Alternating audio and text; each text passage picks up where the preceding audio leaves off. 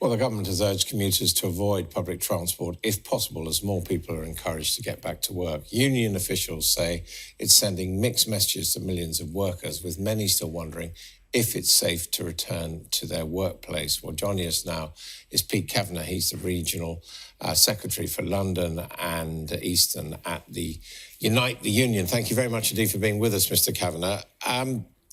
What's your advice to your members? Should they go to work? Well, you know, we have members in many industries. We've got members who are driving the buses, working in public transport, but also now being told by this government that they should be returning to work. And then a very quick addendum to that from the Transport Secretary saying, however, it's your civic duty not to use public transport. So we've got a real dilemma here. In my view, we're already seeing increased numbers of passengers today. In public transport in London. I'm getting reports from all over the city that there is already overcrowding.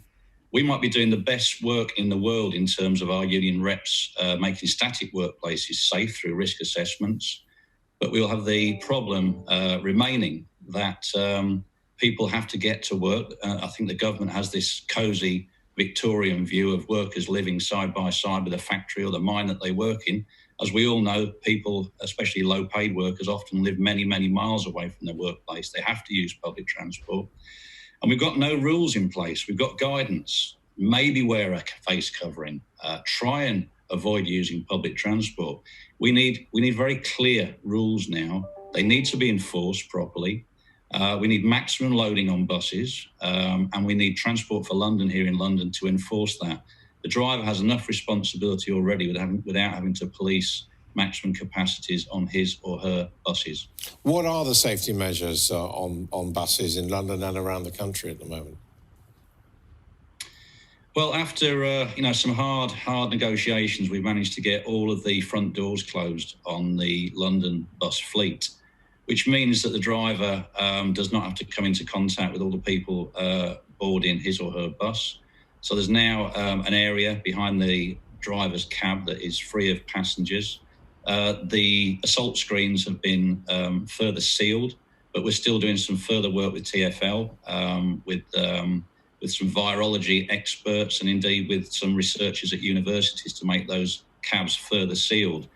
But I think the missing part of the jigsaw piece, as I say, is we need maximum loading. There is no way that passengers can safely self-distance, if we've got 30, 40, 50, 60 people piling onto a bus.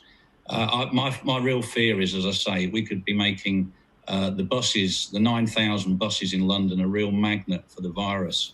And I think the infection rates we're all seeing are still not at a level where we feel confident that workers can go to work on public transport and feel that they're safe. At the same time, is an economy viable when we've only got 10, 15% use of public transport? Unite wants to see the economy ramping up. It's in the interest of all of our members across various industries to see the economy getting back up and running again. But we can only do that safely. It cannot be at the expense of working people. Employers need to look at staggered start times, but again, that needs to be coordinated by government. We can't just, again, throw out a sort of voluntary code of trying to stagger start times. It needs to be coordinated, and there's only one body that can do that. That's central government, and indeed local government need to be overseeing that. So yes, we're absolutely in favour of the economy getting back. Workers want to get back to work, but they must do it in a safe, as way as possible. And we've talked about the safety of drivers in your union, but members of your union who need to get to work, are you saying to them now, don't use public transport? Our members, through their representatives, need to be having discussions with the employer. As I say, we could be making the static workplace safe. We could introduce social distancing, PPE where necessary, one-way systems, and all the other things that we've been negotiating at a very high level with government about.